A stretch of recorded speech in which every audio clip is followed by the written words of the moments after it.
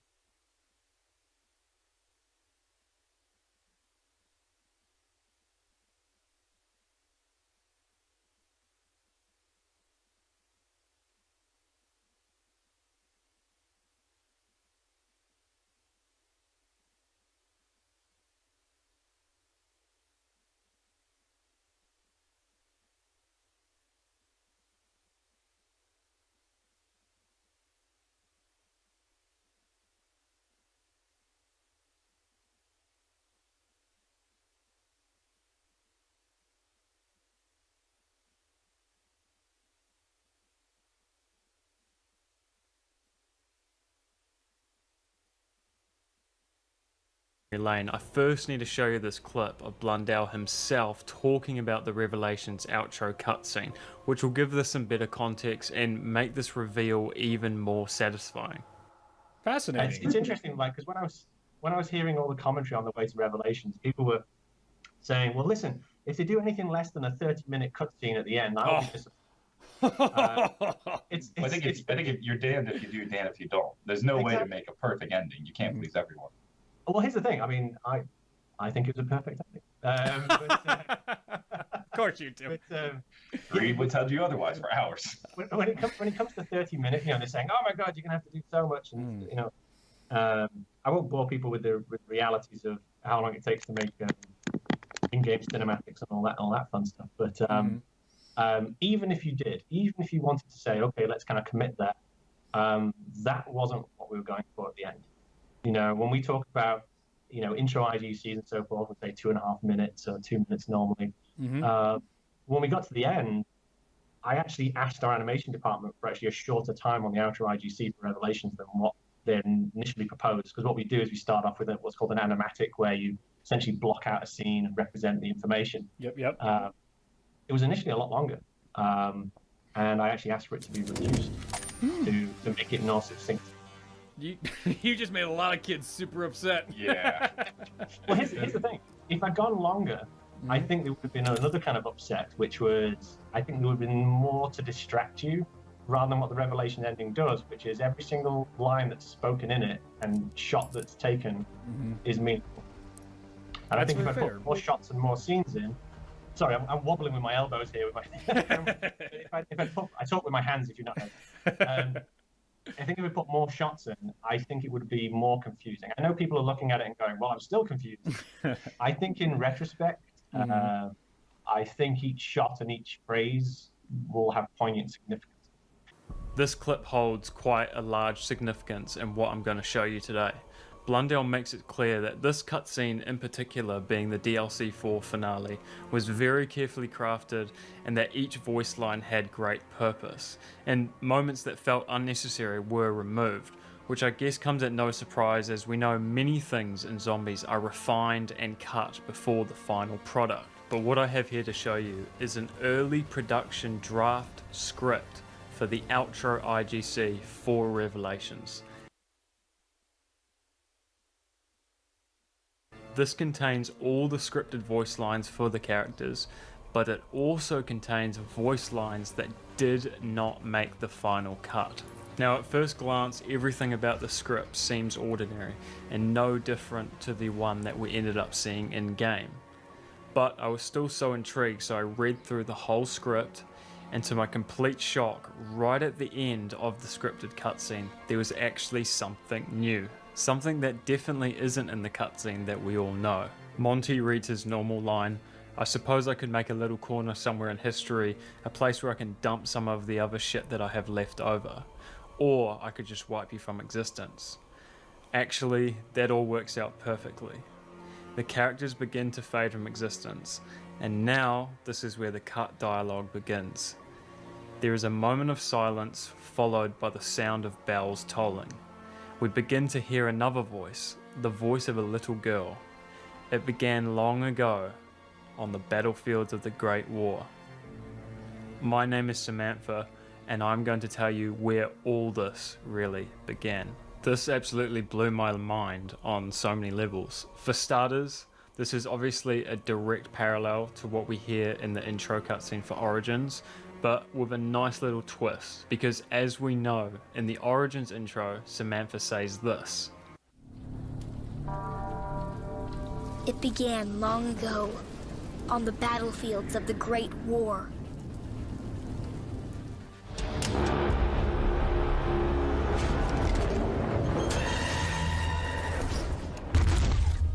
My name is Samantha. I'm going to tell you how all this really began. Now, if you hadn't noticed already, what is so sick about this is that in Origins, Samantha says, my name is Samantha and I'm going to tell you how all this really began. Which, within the narrative, explains how our multiverse begins and how at the end of Buried, Samantha reaches out to a new timeline in Dimension 63 to plead for the help of Primus. This how in her sentence illustrates to the audience essentially the beginning of Blundell's multiverse and the introduction of the 2.0 characters in Primus. But in this cut segment of dialogue from the Revelations cutscene, she says a similar variation of this voice line, except the word how is now swapped with where. If it did make the final cut like this, Sam's voice line this time round is not depicting the battlefield of the Great War in 1918 during World War One, but this time depicting the battlefields of the Great War in 1292 and the fight between humanity and the Apothicans. The where in her sentence this time describes how the Great War was truly where everything began in the Ether story in terms of the timeline. But because of the complexity of time travel and multiverses, it's not chronologically how everything actually began like in Origins. Distinguishing the how and the where in these voice lines is quite satisfying. Now, to try and imagine this, I believe it would have played out something like this. You could send us somewhere else. Somewhere we've never been. I suppose I could make a little corner somewhere in history. A place where I can dump some of the other shit that I've left over, or I just wipe you from existence. Oh, hang on. Actually, that all works out perfectly.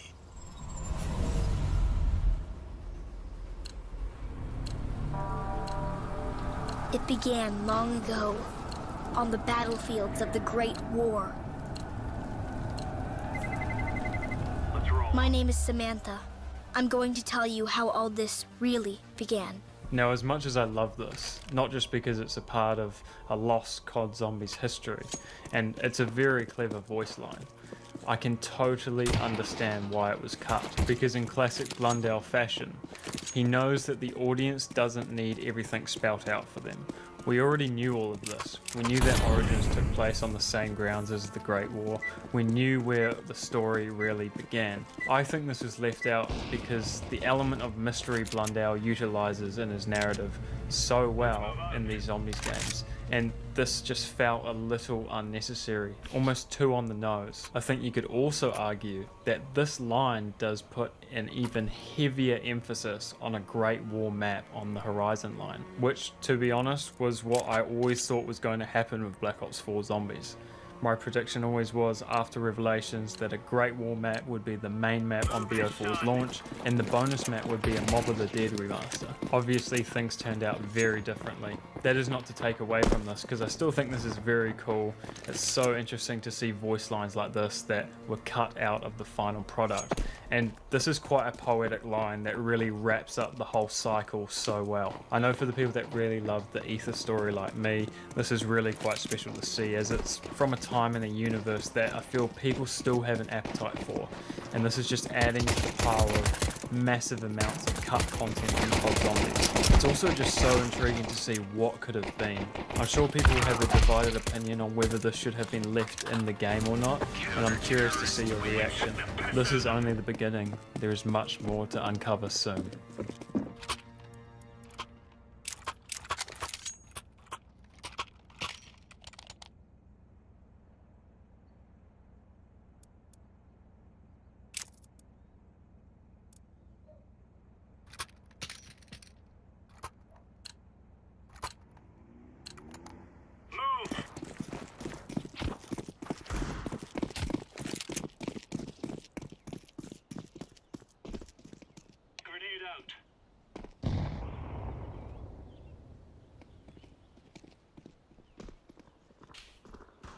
there.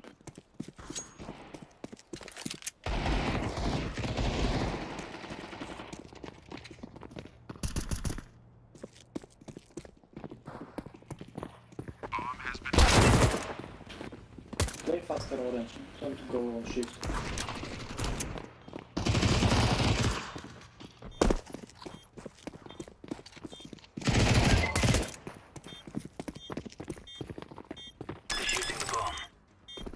Cover me, I'm defusing. Check ups, check ups. Nice. Good job. Counter-terrorists win. We're really laying into them.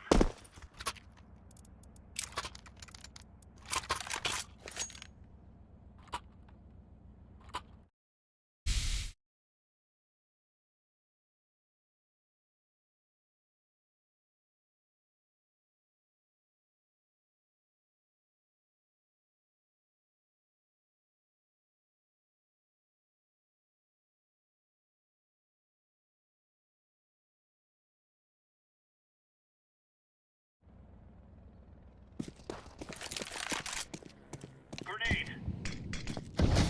Throwing fire.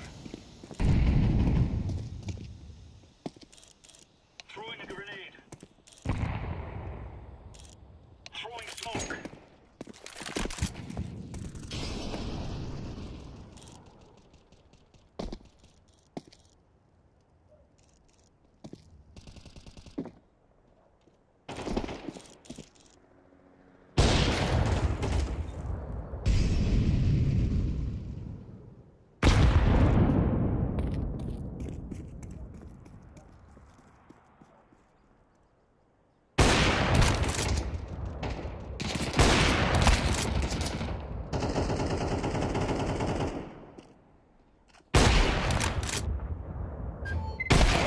It's A.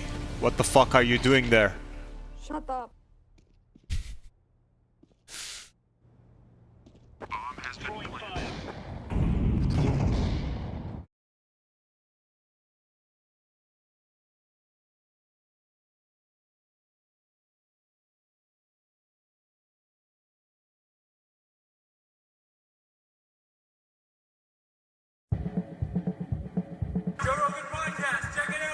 The Joe Rogan Experience.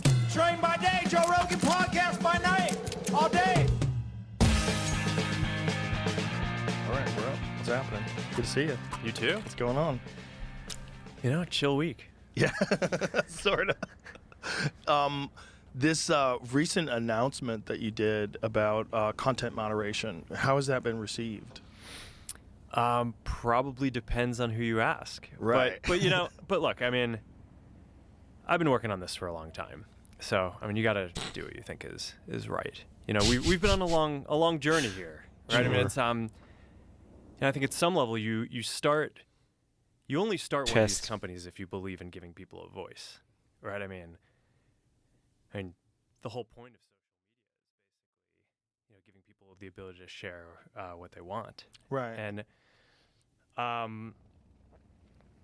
And it goes back to our original mission is just give people the power to share and make the world more open and connected.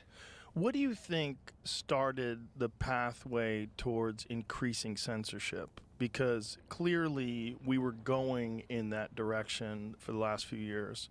It seemed like we really found out about it when Elon bought Twitter and we got the Twitter files. And when you came on here and when you were explaining the relationship with FBI, where they were trying to get you to take down certain things that were true and real and certain things they tried to get you to limit the exposure to them. So it's these kind of conversations. Like, when did all that start? Yeah, well, look, I think going back to the beginning, or like I was saying, I think you start one of these if you care about giving people a voice. I wasn't too deep on our content policies for like the first 10 years of the company. It was just kind of well known across the company that we were trying to give people the ability to share as much as possible. And issues would come up, practical issues, right? So if someone's getting bullied, for example, we deal with that, right? We put in place systems to fight bullying. Right. If someone is saying, hey, someone's pirating copyrighted content on the service, it's like, okay, we'll build controls to make it so we'll find IP protected content. But it was really in the last 10 years that people started pushing for like ideological based censorship. And I think it was two main events that really triggered this. In 2016, there was the election of President Trump, also coincided with basically Brexit in the EU and sort of the fragmentation of the EU. And then, in 2020, there was COVID. And I think that those were basically these two events where, for the first time, we just faced this massive institutional pressure to basically start censoring content on ideological grounds. I'm sorry to interrupt you, but when Yeah. it first came up in 2016, did it come under the guise of the Russian collusion hoax? And this is the thing. At the time, I was really sort of ill-prepared to kind of parse what was going on, right? It's I think part of my reflection looking back on this is I kind of think in 2016 in the aftermath, I gave too much deference to a lot of folks in the media who were basically saying, okay, there's no way that this guy could have gotten elected except for misinformation. People can't actually believe this stuff, right? It has to be that there's this kind of like massive misinformation out there. Some of it started with the Russia collusion stuff. But it kind of morphed into different things over time. Well, it was so ideologically polarizing, right? Like people didn't want to believe that anybody looked at him and said, "This should be our president." Yeah. So I took this and just kind of assumed that everyone was acting in good faith, and I said, okay, well, there are concerns about misinformation. We should. Just like when people raised other concerns in the past and we try to deal with them. Here, Ops. Okay, yeah, people no, if you ask people, no one says that they want misinformation, so maybe there's something that we should do to basically try to Ops. Bomb Ops. I was really worried from the beginning about basically becoming this sort of decider of what is true in the world. One car. It's like kind of a crazy position to be in for billions of people using your service. And so we tried to put in place a system that would deal with it. And early on tried to basically make it so that it was really like, all right, we're just gonna have a system where there's these third-party fact checkers and they can check the worst of the worst stuff, right? So things that are very clear hoaxes, that there's like, it's not like we're not parsing speech about whether something is slightly true or slightly false, like Earth is flat, things like that, right? So that was sort of the original intent. We put in place the system and it just sort of veered from there. I think to some degree, it's because some of the people whose job is to do fact-checking, a lot of their industry is focused on political fact-checking, so they just kind of veered in that direction. And we kept on trying to basically get it to be what we had originally intended, which is just, it's not, the point isn't to like judge people's opinions, it's to provide this layer to kind of help fact-check some of the stuff that seems the most extreme, but it just, it was just never accepted by people broadly. I think people just felt like the fact-checkers were too biased.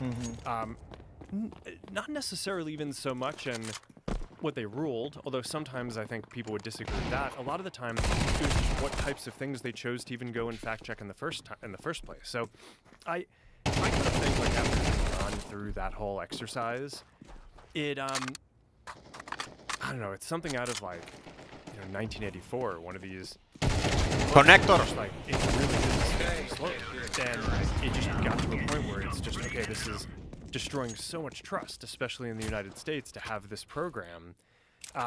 And I guess it was probably about a few years that I really started coming to the conclusion that we were going to need to change something about that.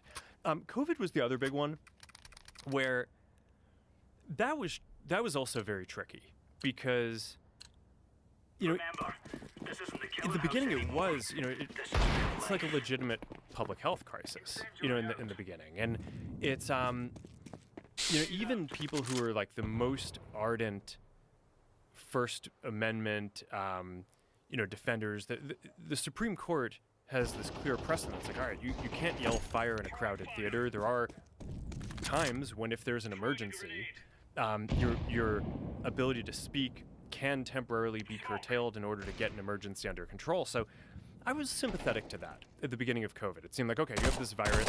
Top of mid sniper, be careful. I don't know, like we didn't know at the time how dangerous it was going to be. So at the beginning, it kind of seemed like, okay, we should give a little bit of deference to the government and the health authorities on how we should play this. But when it went from, 2 weeks to flatten the curve to, in the beginning. What?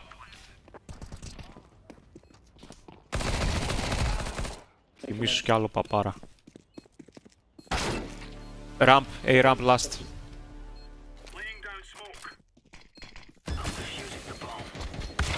Good job, retard.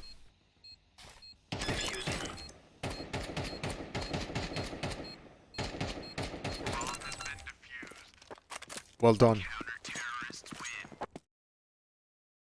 It was like, okay, there aren't enough masks. Masks aren't that important. To then it's like, oh no, you have to wear a mask, and everything was shifting around.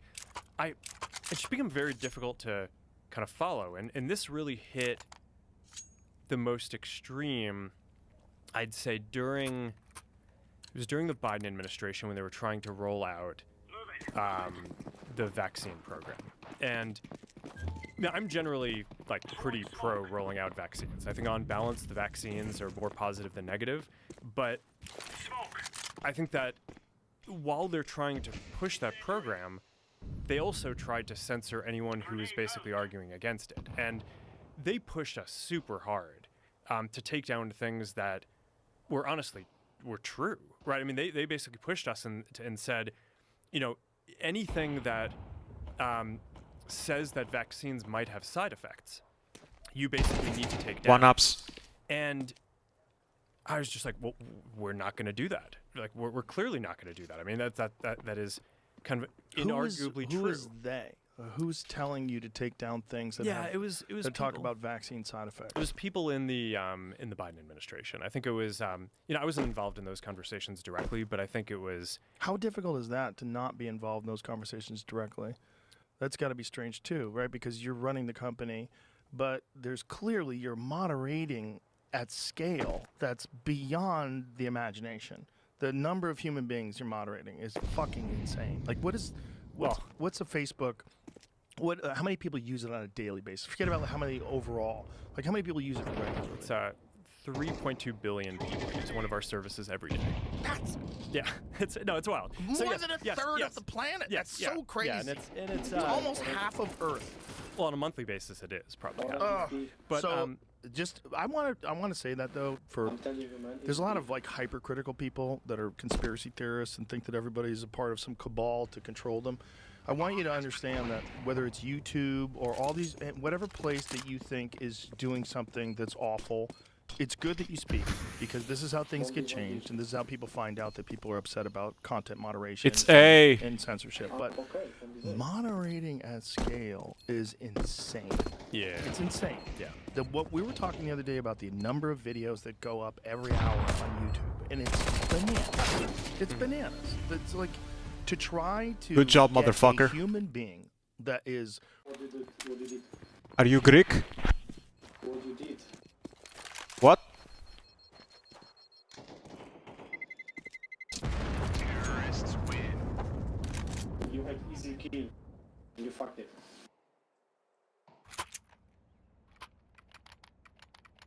Your friend is ass. How about that?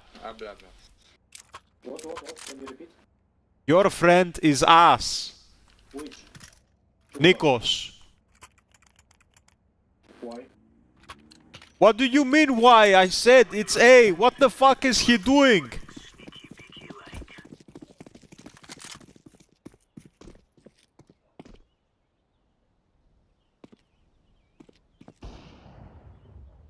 Be up the mess, ρε μαλάκα.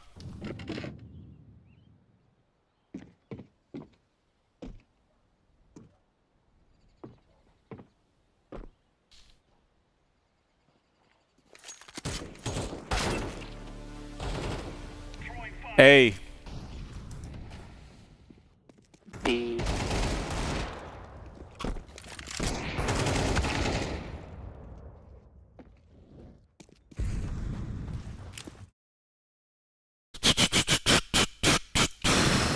sensible, logical, and objective that's going to analyze every video, it's virtually impossible. It's not possible. So you got to use a bunch of tools. You got to get a bunch of things wrong, and you have also people reporting things. And how much is that going to affect things? You could have mass reporting because you have bad actors. You have some corporation that decides we're going to attack this video because it's bad for us, get it taken down. There's so much going on. I want to put that in people's heads before we go on. Like, understand the kind of numbers that we're talking about here. Now understand you have the pandemic, and then you have the administration that's doing something where I think they crossed the line, where it gets really weird, where they're saying what you're saying. They were trying to get you to take down vaccine side effects, which is just crazy. Yeah, so, I mean, like you're saying, I mean, it's so complicated, this system, that I could spend every minute of all of my time doing this and not actually focused on building any of the things that we're trying to do. AI, glasses, like the future of social media, all that stuff. So, I mean, I get involved in this stuff, but in general, we have a policy team. There are people who I trust. They're the people who are kind of working on this on a day-to-day basis. And the interactions that I was just referring to, I mean, a lot of this is documented. I mean, because Jim Jordan and the House had this whole investigation and committee into the kind of government censorship around stuff like this, and we produced all these documents, and it's all in the public domain. I mean, basically, these people from the Biden administration would call up our team and like scream at them and curse, and it's like these documents it's all kind of out there. Did you record any of those phone calls? I don't think we were, but I think I want to listen. I mean, there are emails. the emails are published. It's all kind of out there, and they're like, and basically it just got to this point where we were like, no, we're not gonna take down things that are true. That's ridiculous. They want us to take down this meme of Leonardo DiCaprio looking at a TV talking about how 10 years from now or something, you're going to see an ad that says, okay, if you took a COVID vaccine, you're eligible for, for this kind of payment, like this sort of like class action lawsuit type meme. And they're like, no, you have to take that down. We said, no, we're not going to take down humor and satire. We're not going to take down things that are true. And then at some point, I guess, I don't know, it flipped a bit. I mean, Biden, when he gave some statement at some point, I don't know if it was a press conference or to some journalists, where he basically was like, these guys are killing people. And I don't know, then like all these different agencies and branches of government basically just like started investigating and coming after our company. It was brutal. It was brutal. Wow. Yeah. Fuck you. One short, one ups. Yeah, and, well, and I mean, also, I think you weren't killing people. This is the thing about all this. It's like they suppress so much information about things that people should be doing, regardless of whether or not you believe in the vaccine. Regardless, put that aside. Metabolic health is of the utmost importance in your everyday life, whether there's a pandemic or there's not. And there's a lot of things that you can do that can help you recover from illness. It prevents illnesses. It makes your body more robust and healthy. It strengthens your immune system. And they were suppressing all that information. And that's just crazy. You can't say you're one of the good guys if you're suppressing information that would help people recover from all kinds of diseases, not just COVID, the flu, common cold, all sorts of different things, high doses of vitamin C, D3 with K2 and magnesium. They were suppressing this stuff because they didn't want people to think that you could get away with not taking a vaccine, which is really crazy when you're talking about something that 99.07% of people survive. This is a crazy overstep, but it scared the shit out of a lot of people. Red-pilled, as it were, a lot of people, because they realized, like, oh, 1984 is like an instruction manual. I mean, it's like, it shows you how things can go that way, with long speak and with bizarre distortion of facts. And when it comes down to it, in today's day and age, the way people get information is through your platform, through X. This is how people are getting information. They're getting information from YouTube. They're getting information from a bunch of different sources now. And you can't censor that if it's real legitimate information because it's not ideologically convenient for you. Yeah. So, I mean, that's basically the journey that I've been on, right? Started off very pro free speech, free expression, and then over the last 10 years, there have been these two big episodes. It was the Trump election and the aftermath, where I feel like in retrospect, I deferred too much to the kind of critique of the media on what we should do. And since then, I think generally trust in media has fallen off a cliff, right? So I don't think I'm alone in that journey. I think, that's basically the experience that a lot of people have had is, okay, it's the stuff that's being written about is not kind of all accurate. And even if the facts are right, it's kind of written from a slant a lot of the time. Of course. And then there was the government version of it, which was during COVID, which is okay. Like, it's like our government is telling us that we need to censor true things. It's like, this is a disaster. And it's not just the U.S., right? I think a lot of people in the U.S. focus on this as an American phenomenon, but I kind of think that the reaction to COVID probably caused a breakdown in trust in a lot of governments around the world. Because I mean, 2024 was a big election year around the world, and there were all these countries, India, just like a ton of countries that had elections, and the incumbents basically lost every single one. So there is some sort of a global phenomenon where the whether it was because of inflation, because of the economic policies to deal with COVID, or just how the governments dealt with COVID, seems to have had this effect that's global, not just the U.S., but like a very broad decrease in trust, at least in that set of incumbents, and maybe in sort of these democratic institutions overall. So I think that what you're saying of, how do people get their information now? It's by sharing it online on social media. I think that that's just increasing. Get the fuck out of the way! Like, all right, like we started off focused on free expression. We kind of had this pressure tested over the last period. I feel like I just have a much greater command now of what I think the policy should be, and like this is how it should be going. Jesus Christ. And so I mean, at this point, I think a lot of people look at this as like a purely political thing. It's because they kind of look at the timing and they're like, hey, you're doing this right after the election. It's like, okay, I try not to like change our content rules like right in the middle of an election either, right? It's like there's not like a great time to do this. It's right. And you want to do it a year later. Yeah, it's like there's no good time to do it. There's and whatever time is going on, there's going to be, so. The good thing about doing it after the election is you get to take this kind of cultural pulse as like, okay, where are people right now, and how are people thinking about it? We try to have policies that reflect, mainstream discourse. But yeah, I mean, I don't know. This is something I've been thinking about for a while. I think that this is going to be pretty durable because at this point we've just been pressure tested on this stuff for like the last 8 to 10 years with like these huge institutions just pressuring us, and I feel like this is kind of the right place to be going forward. What was it like when they were attacking you? Like, first of all, what was the premise? Like, what were they saying was your offense? Was it that you were allowing information that was not true? One car. That was getting out there? I know there was also the saying that you guys were allowing hate groups to speak. There was a lot of this. Yeah. I mean, the thing with politics is that there's like, when you say To kitchen. After you, are you referring to kind of the government and investigations and all that? I mean, so the issue is that there's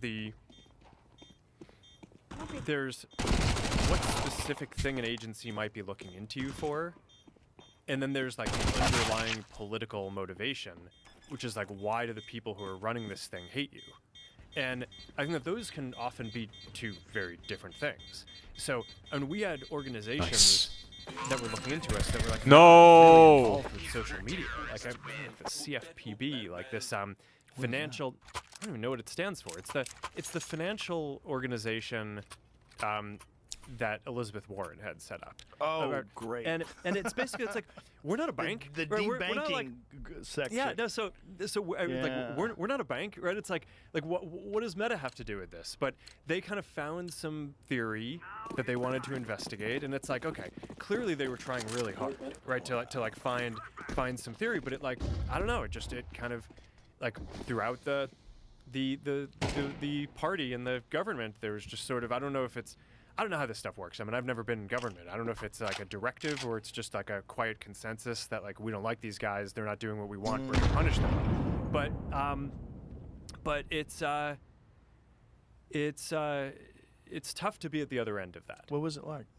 Well, it's not good. I think. Well, the thing that I think is actually the toughest though is it's global, right? So, and really when you think about it, the U.S. government should be defending its companies, right? Not be the tip of the spear attacking its companies. So when we talk about a lot, okay, what is the experience of, okay, if the U.S. government comes after you? I think the real issue is that when the U.S. government does that to its tech industry, it's basically just open season around the rest of the world, right? I mean, the EU, I pulled these numbers. The EU has fined the tech companies more than $30 billion over the last, I think it was like 10 or 20 years. Holy shit. So when you think about it, like, okay, there's like, $100 million here, a couple $1 billion there. But what it, I think really adds up to is this is sort of like a kind of EU-wide policy for how they want to deal with American tech. It's almost like a tariff.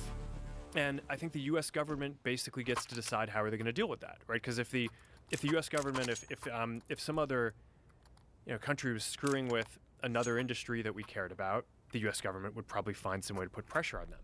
But I think what happened here is actually the complete opposite.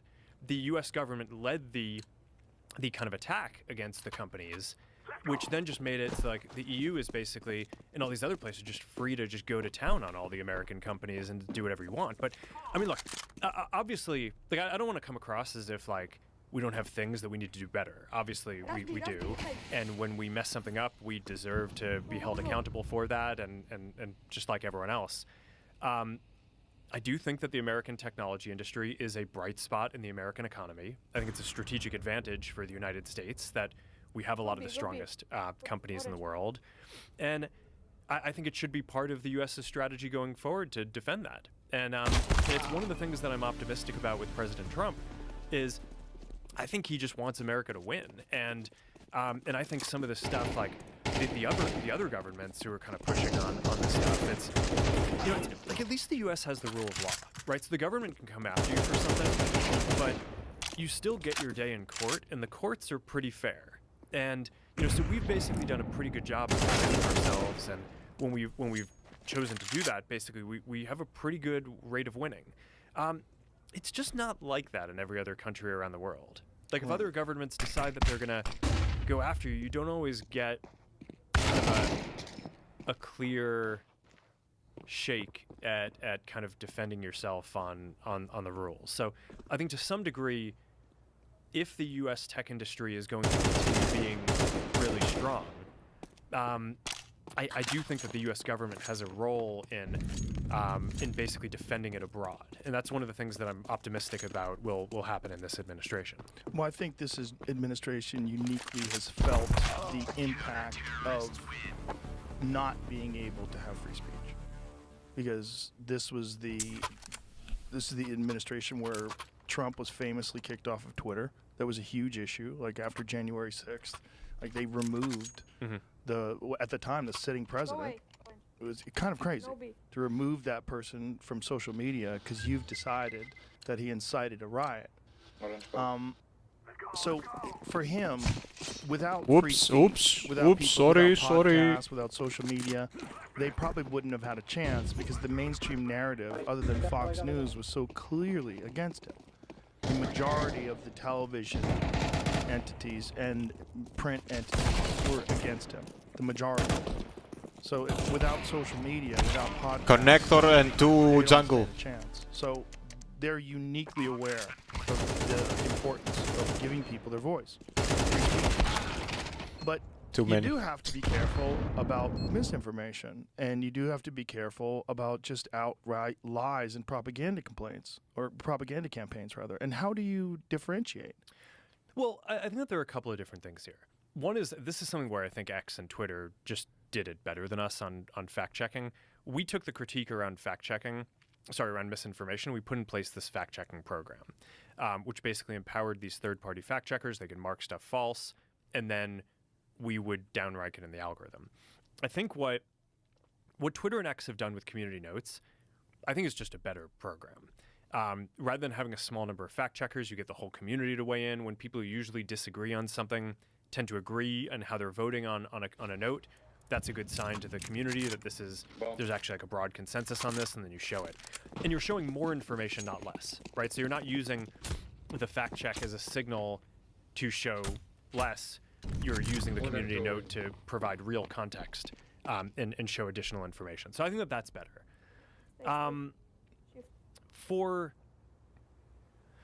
when you're talking about like nation states or people interfering, a lot of that stuff is best rooted out at the level of kind of accounts doing phony things. So you get like Boost jungle, China, Russia, or Iran, or like one of these countries.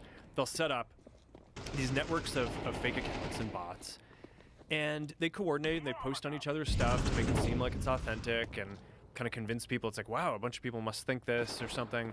And the way that you identify that is you build AI systems that can basically detect that those accounts are not behaving the way that a human would. And when we find that there's like some bot that's operating an account. How do you differentiate? How do you figure that out? It just, I mean, there are some things that a person just would never do, right? So, have you met Lex Friedman? Yes. Yeah, right. Yeah. He might not be. Well, but is he going to take? Pass your But is he Turing going to test. take? Yeah, no. Is he going to take him? Is he going to make a million actions in a minute? It's like, yeah, probably not. Okay, so it's that. It's well, I mean, it's things that aren't more possible? subtle than that. I think like these guys are pretty sophisticated, and it's an adversarial space. So, so we find some technique, and then they basically kind of update their techniques. But we have a team of it's effectively like intelligence, counterintelligence folks, counterterrorism folks, AI folks who are building systems to identify what are these accounts that are just not behaving the way that people would, and how are they interacting. And then sometimes you trace it down, and sometimes you get some tips from different intelligence agencies, and then you can kind of piece together over time. It's like, oh, this network of people is actually some kind of fake cluster of accounts, and that's against our policies, and we just take them all off. But how are you sure? Like, is there a 100% certainty that you are definitely getting people that are bad actors, or is it just people that have unpopular opinions? No, I don't think it's that for this. I think. But what I'm saying is, how do you determine? Yeah. Like, how do you? At what percentage of accuracy are you determining it? Do you ever accidentally think that people that are going to get moderated are actually just real people? Yes, I think for the specific problem around these like large coordinated groups doing kind of like election interference or something, it's a large enough group. We have like a bunch of people analyzing it. It's like they study it for a while. I think we're probably pretty accurate on that. But I actually think one of the bigger issues that we have in our moderation system is this precision issue that you're talking about. And that is actually, of all the things that we announced this week, in terms of how we're going to update the content policies, changing the content filters to have to require higher confidence and precision is actually going to be the thing that reduces the vast amount of censorship mistakes that we have. Right, removing the fact checkers and replacing them with community notes, I think it's a good step forward. Like a very small percent of content is fact checked in the first place, so is that going to make the hugest difference? I'm not sure. I think it'll be a positive step though. And we like opened up some content policies, so some stuff that was restricted before we opened up. Okay, that's good. It'll mean that some set of things that might have been censored before are not. But by far the biggest set of issues we have, and you and I have talked about a bunch of issues like this over the years, is like, it's just, okay, you have some classifier it's trying to find, say, like drug content, right? People decide, okay, it's like the opioid epidemic is a big deal. We need to do a better job of cracking down on drugs and drugs. I don't want people dealing drugs on our networks. So we build a bunch of systems that basically go out and try to automate finding people who are dealing drugs. And then you basically have this question, which is how precise do you want to set the classifier? So do you want to make it so that the system needs to be 99% sure that someone is dealing drugs before taking them down? Do you want it to be 90%? confident, 80% confident, and then those correspond to amounts of, I guess the statistics term would be recall. What percent of the bad stuff are you finding? So if you require 99% confidence, then maybe you only actually end up taking down 20% of the bad content. Whereas if you reduce it and you say, okay, we're only... Nice.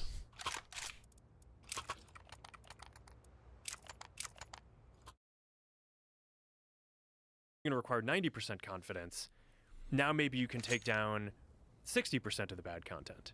But let's say you say, no, we really need to find everyone who's doing this bad thing. And it doesn't need to be as severe as dealing drugs. It could just be, it could be any kind of content of, any kind of category of harmful content. You start getting to some of these classifiers might have 80, 85% precision in order to get 90% of the bad stuff down. Fuck! Is if you're at 1 mid. 90% precision, that means 1 out of 10 things that the classifier takes down is not actually problematic. And if you filter, if you kind of multiply that across the billions of people who use our services every day, that is millions and millions of posts that are basically being taken down that are innocent, and upon review, we're going to look at it and be like, this is ridiculous that this thing got taken down, which, I mean, I think you've had that experience, and we've talked about this for a bunch of stuff over time.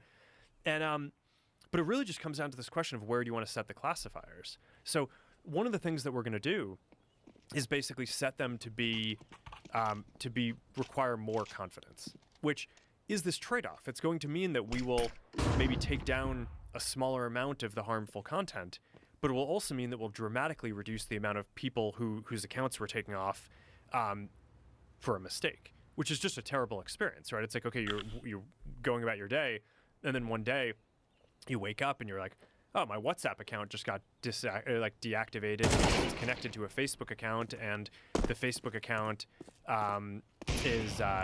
is or like I'm using the same phone as a Facebook account where like no enforcement mistake no doing something bad that you no classifiers were set to too low of precision. Has that happened before? Oh yeah. Where their WhatsApp app got canceled as well? Yeah, because I mean there are a so bunch if your of Facebook app gets taken out, like say if you have a Facebook and you have like a sock puppet account, and the sock puppet account you post offensive memes and you're generally gross. Yeah. If you get caught for that, does your WhatsApp get killed? Not for memes, but go back to like a very severe thing. Like let's say someone is terrorist. Let's say the most severe. Sure. Yeah. Okay. Let's say someone is like terrorist content. They're planning some attack. Right. Okay, so we take down their account. Right. But then let's say that person can just go then sign up with another account. But I think like how does WhatsApp get connected to that though? Oh well, if it's, I mean, we run these different services, and if they're on the same phone, it's basically, it's one thing that, it's basically regulators or governments will come to us and say, okay, you're clearly not doing enough if you kick someone off for terrorism, and then they can just like sign up for another account on the phone. Right. Okay.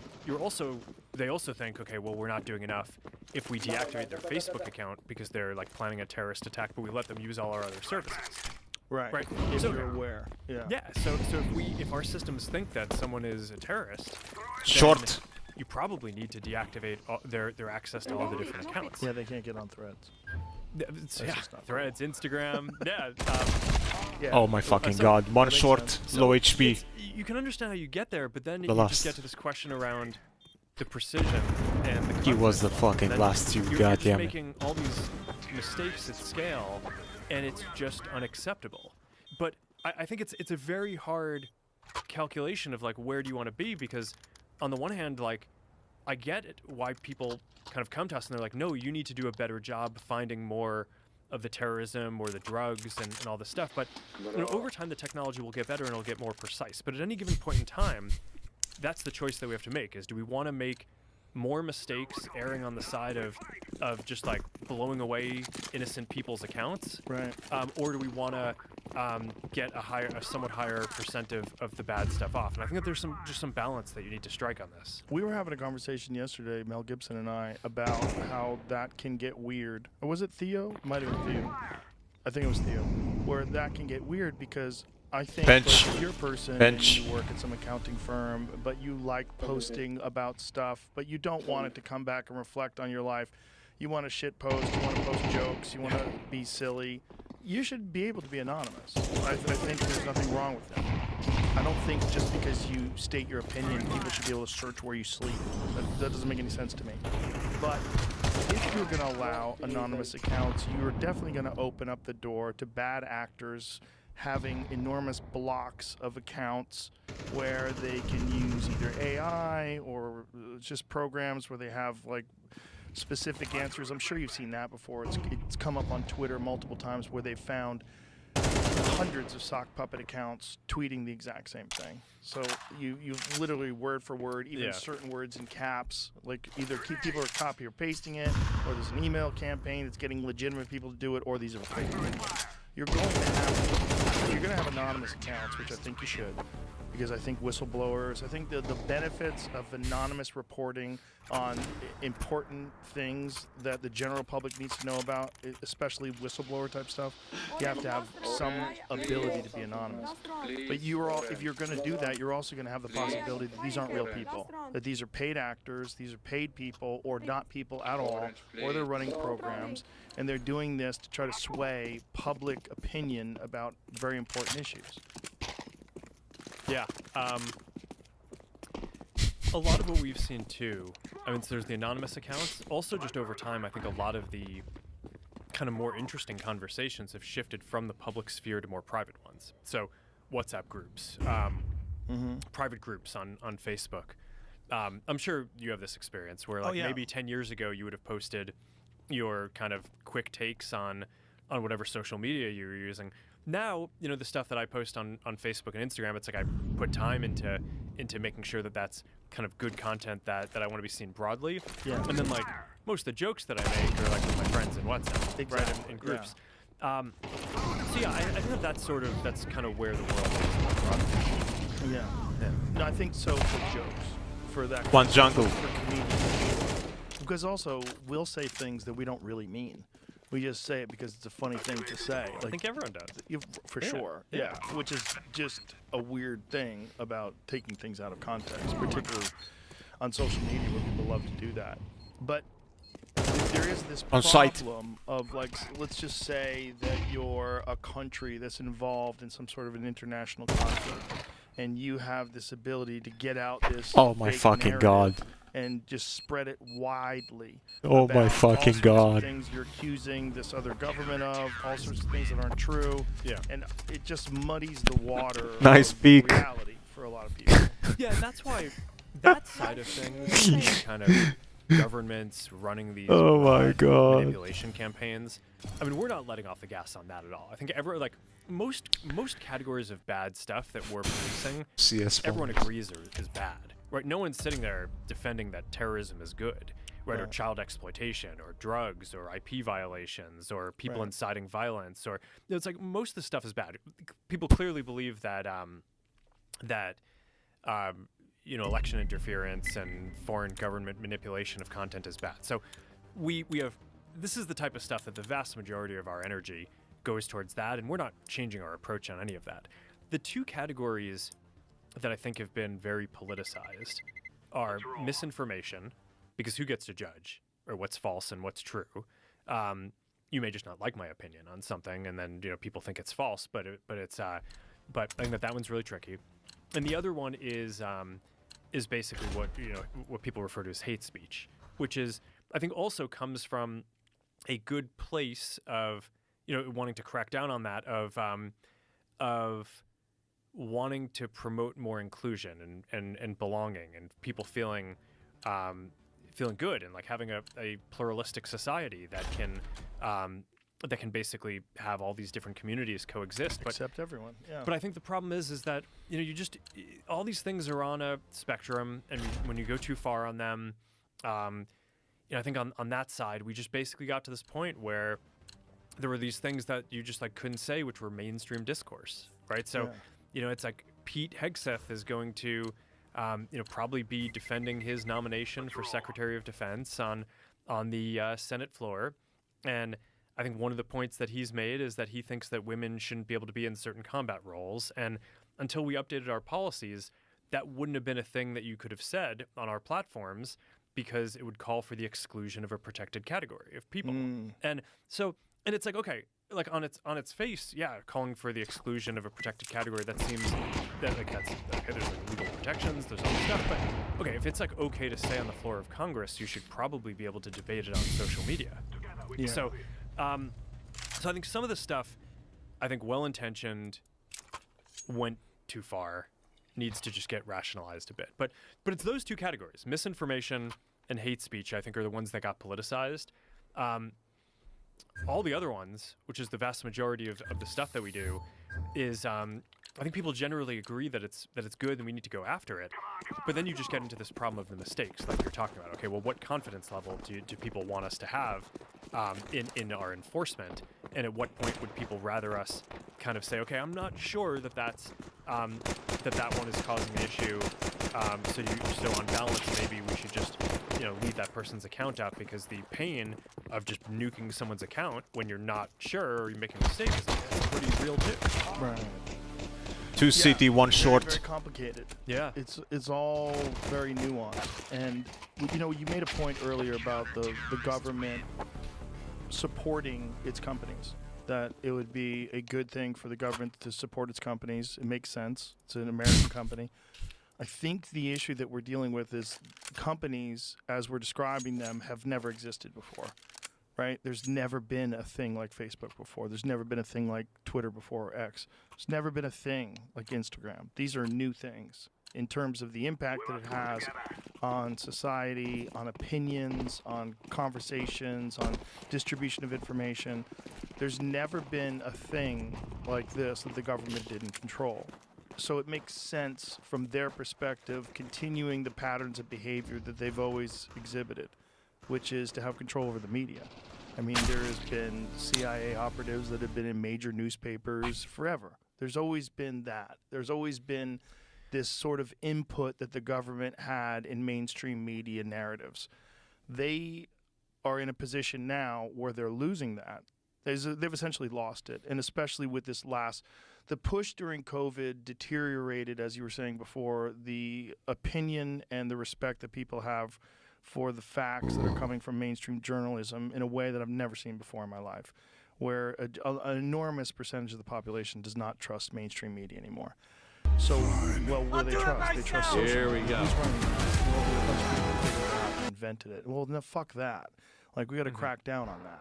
Like, we've got to get our hands on this, which is what we saw during COVID, which we saw during the Biden administration's attempt to remove the Hunter Biden laptop story from Twitter, and from all these different things that we saw happen, the way they contacted you guys, what they're trying to do with getting you to remove real information about vaccine side effects, like that. This is like this new attempt to crack down on this new thing, which is a distribution outlet that's far more successful than anything they've ever controlled before, and they have no control of it, right? They had CBS, they had NBC, they had when they had the New York Times and all these Washington Post, when they were in control of narratives in that way, it was so much easier.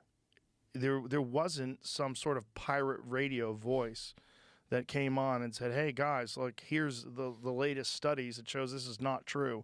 Here's why they're lying about that. Here's why they're lying about this. And now that's what you get all day long on X. It's all day long is like dissolving illusions. And that's a completely new thing that probably led to Trump getting elected. Yeah, I mean, the causality there is tricky, but because there's a lot of things. I mean, yeah, there's a lot of things. I mean, it's but without it, he probably doesn't get elected. It's tough to know. I mean, I do come back to this point that every major incumbent lost their elections around the world this year. I think that's also it might be because of that revealing how kind of incorrect and dishonest I think some of these governments were. Yeah. So I think that's quite possible. And I mean, I do think that there is this cycle that goes on where, within a society, it's not just the government that has power. There's like certain people who are in these like culturally elite positions, and journalists, TV news anchors, like who are the people who people broadly trust, right? They're not all in government. They're like a lot of people in other positions. It's like, who are the people that basically people look to? And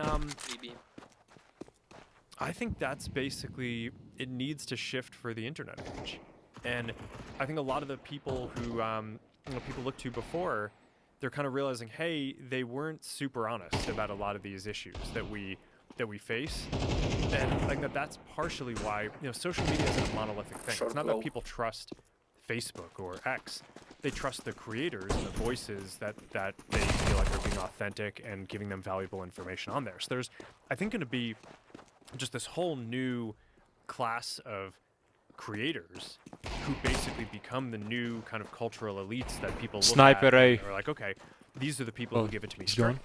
And I think that's a thing that is maybe it's possible because of social media. I think it's also just the internet more broadly. I mean, I think podcasting is obviously a huge and important part of that too. I mean, I don't know to what extent you feel like you kind of got to be large, like because of social media or just the podcasting platforms that you used. But I think that this is like a very big sea change in terms of like who are the voices that matter. And what we do is we try to build a platform that gives people a voice. But I think that there's this wholesale generational shift in who are the people who are being listened to, and I think that that's like a very fascinating thing that is going on, because I think that that's like what's going on here. It's not just the government and people saying, hey, we want like a very big change here. I think it's just like a wholesale shift. Short one. We just want different people who we actually trust, right? Who are actually going to like tell us the truth and not give us like the bullshit opinions that you're supposed to say, but like the type of stuff that I would actually like when I'm sitting with my living room with my friends, like the stuff that we know is true. Like who are the people who kind of have the courage to actually just say that stuff? I don't know. I think that whole like cultural elite class needs to get repopulated with people who people actually trust. Yeah. The problem is these people that are starting these jobs, they're coming out of universities. And the universities are indoctrinated. 1B, last B, low HP. It's very difficult to be a person who stands outside of that and takes unpopular positions. You get socially ostracized, and people are very hesitant to do that, and they would rather just keep their mouth shut and talk about it in quiet conversation. And that's what we experience, which is another argument for anonymous accounts. I think you should have anonymous accounts. I think you should be able, like, if there's something like COVID mandates or some things that you're dealing with and you don't want to get fired because of it, you should be able to talk about it. And you should be able to post facts and information and what you've learned. And, anecdotal experiences with people in your family who had vaccine side effects. Good job. Don't worry about losing your job, which people were worried about, which is so crazy. And, and you're seeing a lot of the people that used to be in mainstream media got fired, and now they're trying to do the sort of podcast thing, but they're trying to do it like a mainstream media person. So they're like gaslighting during podcasts, and people are like, "Hey, fuckface, like this, you can't do that here. It doesn't work." Yeah, it's a new medium. I mean, I'm sure you know the history on this. It's like when people transition from radio to TV, the initial TV anchors were the same radio people, but just like being filmed while speaking on the radio. But it turned out it actually was a completely different type of person that you need, because on your radio it's just like your voice and your cadence and all of that. It's like, the whole phrase, it's like you've got a good radio voice, right? It's like, okay, on TV you need to be telegenic, right? You need to kind of have charisma in that medium. It's like a completely different thing. And I think that that's going to be true for the internet too. It's, it's not as cut, right? I think part of it is the format, right? The fact that you do these like 2-3 hour episodes. I mean, I hated doing TV because, I basically I started Facebook when I was 19, and I was good at some things, very bad at others. I was good at coding and like real bad at kind of like talking to people and explaining what I was doing. And I just like had these experiences early on where I'd go on TV and like it wouldn't go well, and they'd cut it to down to some random soundbite, and I'd like look stupid, and then basically like I'd get super nervous about like going on TV because I knew that they were just gonna cut it in some way that I was gonna look like a fucking idiot, and so I'm just like, this sucks, right? So I just like, it's kind of a funny thing about like it's like in some ways it's like okay at the same time I was gaining confidence being able to like build more and more complicated products, and it's like even as an early 20s person I was like I could do this, and then on the kind of TV and comms public side I was like this is a disaster. Every time I go out it's worse and worse and worse, and it just gets but I mean it's one of the reasons why I think on the internet like there's no reason to cut it to a 4-minute soundbite conversation. It's like I think part of what makes it authentic is like we can just, I mean, these are complex issues. We can unpack it for hours and probably still have hours more stuff to talk about. It just, it's, I don't know. I think it's just more real. Yeah, it's definitely that. One and short. The other thing about television that's always going to hold you back is the fact that good job. Every conversation gets interrupted every X amount of minutes because you have to cut to a commercial. So you really can't get into depth. Even Bill Maher's show is only an hour.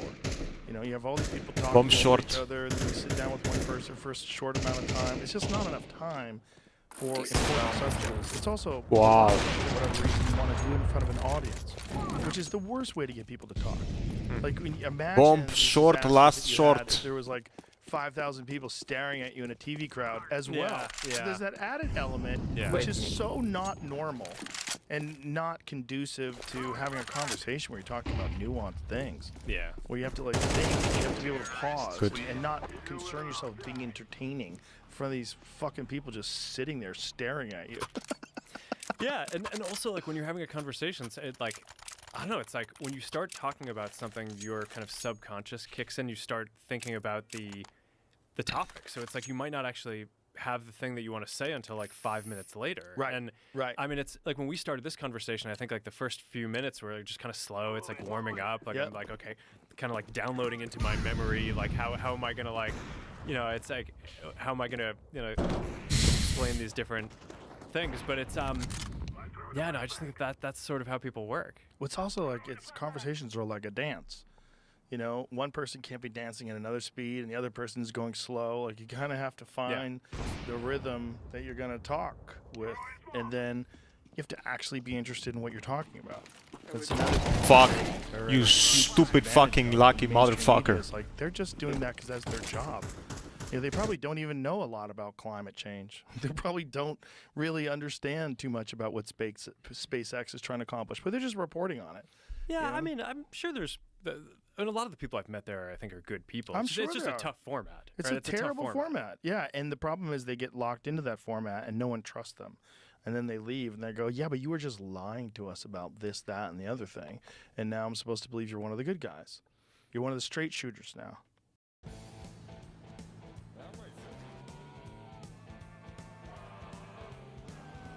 Το παιχνίδι ξεκινάει από εσένα και στο μπάσκετ με αμέτρητα ειδικά στοιχήματα παικτών, bet builder και στο live και live streaming στις μεγαλύτερες διοργανώσεις. Στοίχημα, το παιχνίδι σου καλύτερο. Yeah. Well, getting back to the original point, this is why I think it makes sense to me that the government didn't want you to succeed and to have sort of unchecked power that they perceive social media to have. And I think one of the benefits that we have now of the Trump administration is that they have clearly felt the repercussions of a limited amount of free speech limitations, censorship, government overreach. If anybody saw it, look, I don't know what the actual impact of the Hunter Biden laptop story would have been. I don't know. But there's many people that think it probably amounted to millions of votes overall in the country, of people that were on the fence, the people that weren't sure who they're going to vote for. If they found out the Hunter Biden laptop was real, they're like, oh, your family's fucking crazy. And they would have voted for Trump. That's possibly real. And if that's possibly real, that could be defined as election interference. And all that stuff scares the shit out of me. That kind of stuff scares the shit out of me. When the government gets involved in what could be termed election interference, but through some weird loophole, it's legal. Whereas some I don't think that the pushing for social media companies to censor stuff was legal. I mean, there's all this stuff about what, like, people talk about the First Amendment and these tech platforms should offer free speech like the First Amendment. that I think is a philosophical principle. The First Amendment doesn't apply to companies in our content moderation. It's more of an American ethos about how we think that best dialogue is out. But Tunnel and First Amendment short. does Be apply to the careful. government. That's like the whole point, right? Is the government is not allowed to censor this stuff. So Close. at some level, Bomb I do tunnel. think that, One short. having people in the administration calling up the guys on our team and yelling at them and cursing and threatening repercussions if we don't take down things that are true. It's like, it's pretty bad. It sounds illegal. I would love to hear it. I wish somebody recorded those conversations. Well, I mean, those would be again, it's great to listen to. Somebody could animate them, maybe Pauly team. A lot of the material is public. I mean, Jim Jordan led this whole investigation in Congress. I mean, it was basically, I think about this as like, what Elon did on the Twitter files when he took over that company. I think Jim Jordan basically did that for the rest of the industry with the congressional investigation that he did. And we just turned over like all of the documents and everything that we had to them, and they basically put together this report. And the people that actually did call for censorship, what was the response to all this? To what? To the investigation? Yes. I don't know. Was anybody held accountable? One city and one A. Yes. So that's it. That's it. Well, in a democracy, I mean, that's Right. kind of right. Right, but if what they did was illegal, do you not think that some steps should be put in place to make sure that people are punished for that and that never happens again? It seems that has a massive impact on the way our country goes. If that's election interference, and I think it is, that has a massive impact on the direction of our country. Yeah, well, the COVID thing I don't think was election interference as much as it was just like government meddling where it shouldn't have. But yeah, no, I mean, I'm talking about the Hunter Biden tougher for me to say, like what specific retribution or justice should happen to anyone who's involved in these things. But I think your point about let's make sure this doesn't happen again is the one that I'm more focused on, right? Because it's the thing that I reflect on my journey on all this, which is like, okay, yeah, so we didn't take down the stuff that was true, but we did generally defer to the government on some of these policies that in retrospect I probably wouldn't, knowing what I know now.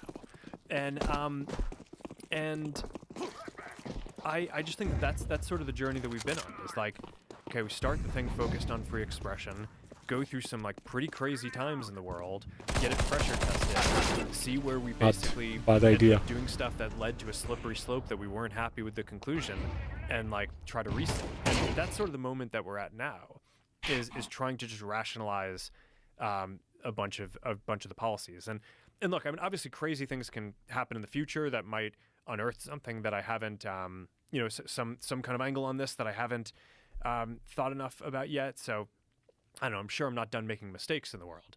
But I think at this point, we have a much more thorough understanding of what the space is. And I think our kind of values and principles on this are likely going to be much more durable going forward. And I think that's probably a good thing for the internet. I think it's a great thing for the internet. I was very happy with your announcement. I'm very happy that you took those steps. I'm very happy you brought Dana White aboard. Oh, he's awesome. Been talking to him for a while about that. I mean, he's like, talk about like an amazing entrepreneur, right? Yeah. It's like, I just want, like, because I control our company, I have the benefit of not having to convince the board not to fire me, right? It's like a normal corporate environment. It's like basically the CEO just tries to like, they're just trying to convince the board to like let them have their job and pay them more. It's like, all right, the board doesn't pay me except for security, and I'm not worried about losing my job because I control the majority of the voting in the company. So I actually get to use our board to like have the smartest people who I can get to have around me help work on these problems.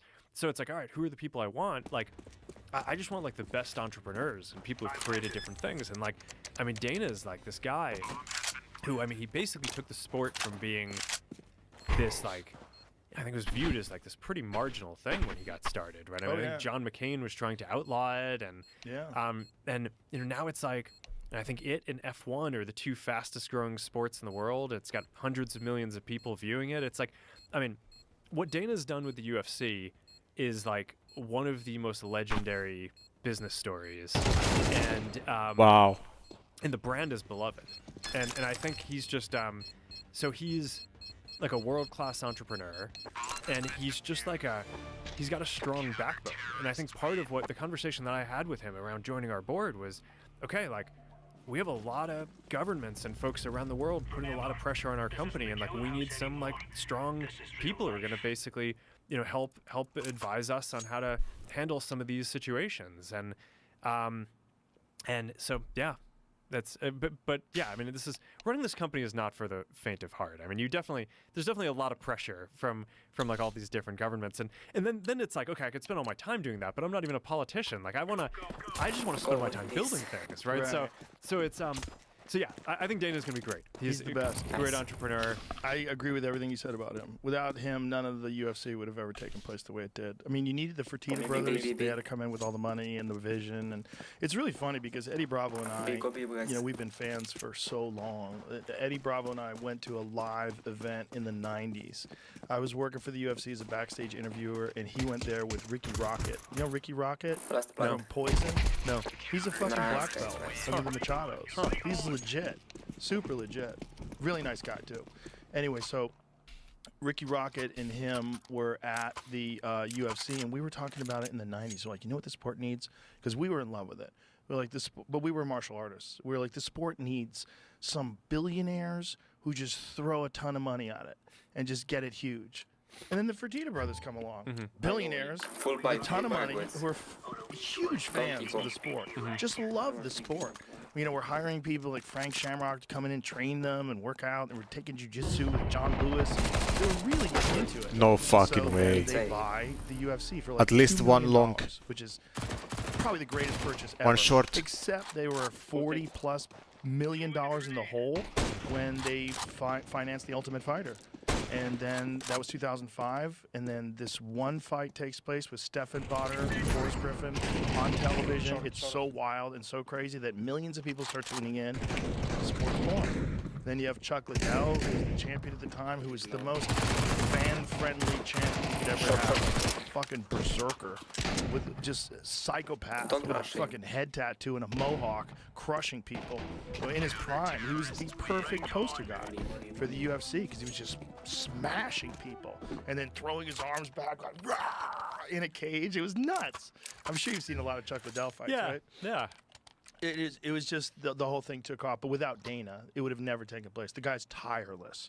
That man, I could call him up. I'll call him up at like 2 o'clock in the morning sometime. Like there's some fight going on, and I'll say, hey, this is going on next weekend. I'm so fucking pumped, and we'll talk for hours. For hours. He just wants to talk about fights. He's like so locked in, like all the time, you know. And he's just like so driven. And now that he's healthy, like oh my God, he's got like, what Gary Breck has done for him is incredible. He lost all this weight, got super thin, real fit, super healthy. He doesn't fuck around with alcohol anymore. He just eats healthy food. He looks great. Now he's getting even more energy. Yeah. It's incredible. Well, we're lucky to have some. Yeah, we are. And you know what? We're also lucky that you got into jiu-jitsu. Because I think that had an effect on you. You look different. When you walked in here today, you look thicker. You look like a different guy. You do. You look like a jiu-jitsu guy now. It's funny. I saw your neck. I'm like, his neck's bigger. Your neck is bigger. Good. Are you using iron neck or is it just I do like iron neck, but it's but when I started training not just jiu-jitsu but striking, I was like, all right, I want to find a way to do this where I don't hurt my brain. Right? It's like, I need to. I'm going to be running this company for a while. I would like to, you know, like stay healthy and not take too much damage. And so I think the number one thing you need to do is, well, in addition to having good partners, is have a strong neck.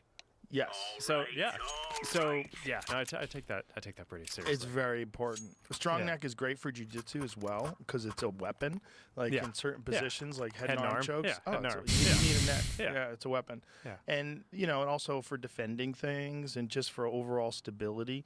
But for striking, it's very like Mike Tyson in his prime. He had a fucking 20-inch neck. Yeah, no, it's crazy. His neck is like bigger than his This is face. a photo of him in a suit. Yeah. It's the craziest photo. It's like his neck starts at the top of his ears and it just goes straight down. Yeah, when no, he was the he's champ. Flushed long. Amazing.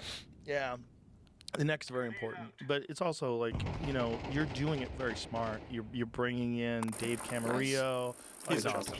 Amazing. He's awesome. You're bringing in all these like super talented people to train with you too, which is really important. And just learn systematically, probably the way you've learned all these other things, which is really so fascinating to me about MMA and jiu-jitsu in particular, is the general public has this One short. knuckle-dragging, meathead sort of perspective, and then I'm like, let me introduce you to Mikey Musumeci. Yeah. Well, there's a range. There's a range from Mikey to but Mikey's one of the elite of the elite, and he's about as far from that. I love Mikey. He's a very good guy. He's super good guy. Yeah. He's super kind and unbelievably brilliant and eccentric and just so dedicated to jiu-jitsu. I mean, Yeah. he's just I'm glad amazing. that he's over at the UFC now. Yes, I am too. Yeah. Well, I'm glad a guy like that exists. I'm like, okay, I know you think that. Let me show you this guy.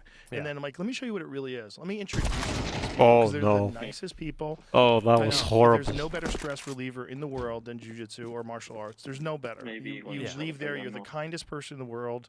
You just like heal all of your aggressions out of your system. Yeah. And it's a phenomenal stress reliever because regardless of what you're going through day to day with Facebook and Meta and all the different projects you have going on, it's not as hard as someone trying to choke you unconscious. Well, it's not as acute.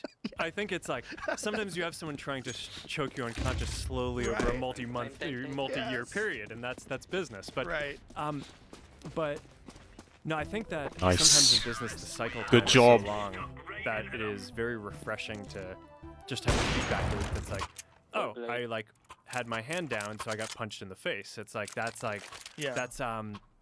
but yeah, no, it's really important to me for balance. I mean, I basically try to train every morning. I'm either doing general fitness or kind of MMA. I do sometimes grappling, sometimes striking, or sometimes both. But it got to the point where I tore my ACL training. I was probably at that point I wasn't integrated between my weight training and my fighting training, so I think I was probably overdoing it. So now we basically, I'm just trying to do this in a cohesive way, which I think will be more sustainable. But when I tore my ACL, first of all, everyone in the company was like, "Ah, fuck, we're gonna get so many more emails now." It's like that he can't do this. And then I sat down with Priscilla. And I expected her to be like, "You're an idiot. Like, what do you expect? You're like," I was in my late 30s at the time, but she was like, "No." She's like, "When you heal your ACL, you better go back to fighting." And I'm like, "What do you mean?" She's like, "You are so much better to be around now that you're doing this. You have to fight." And so that's hilarious. Yeah. So isn't it funny that The fuck am I that's looking at? completely contrary to the way.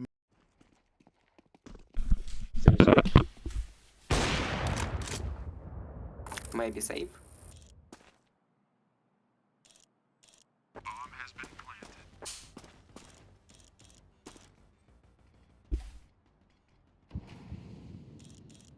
Go save, go save.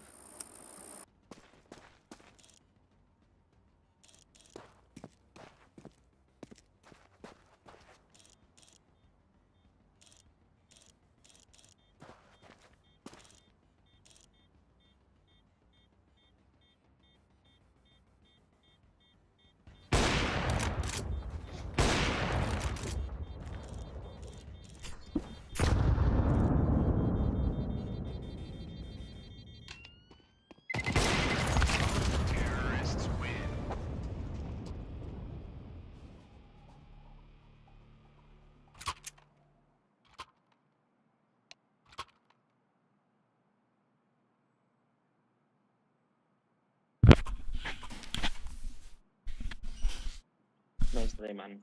No worry.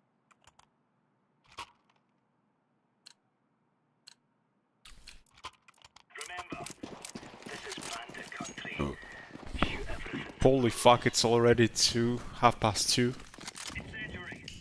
Damn. Should sleep. It's B or mid. Box clear. Leave. Careful short. Don't pick on me, short.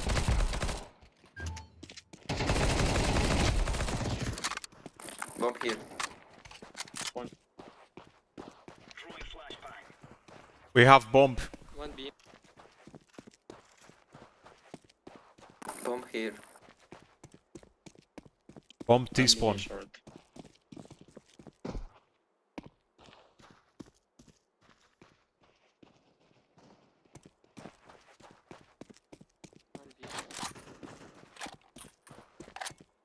Green, help me. Short maybe. Or mid. Okay. I'm looking short.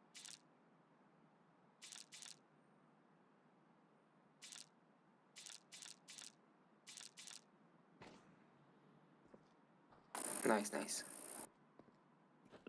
I don't know level. Throwing fire. It's on A side. A site. Yeah, side. Good. One of you can hide probably. Yeah, I don't think he has time. Short. I should have aimed instead of spoken. Short. Good job. I should have killed that guy.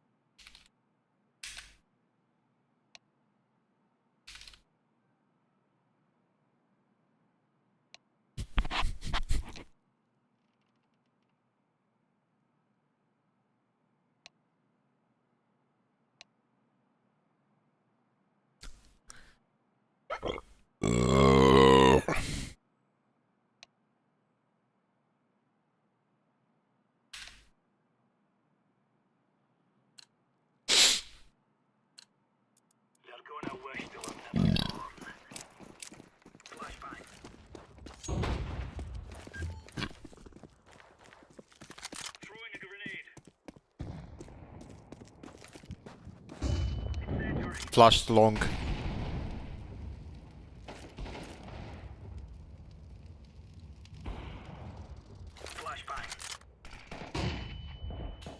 Kill me. I'm looking short.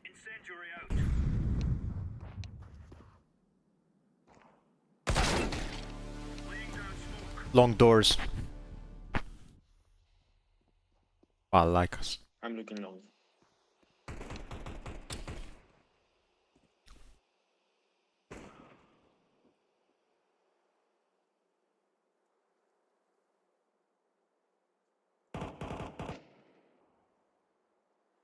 Get this spawn.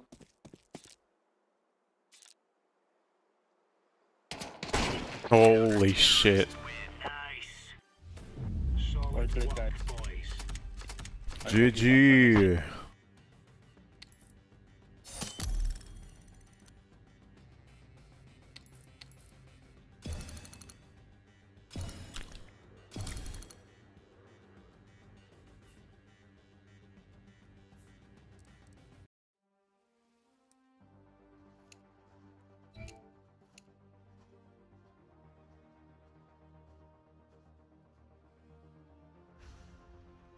Time to sleep.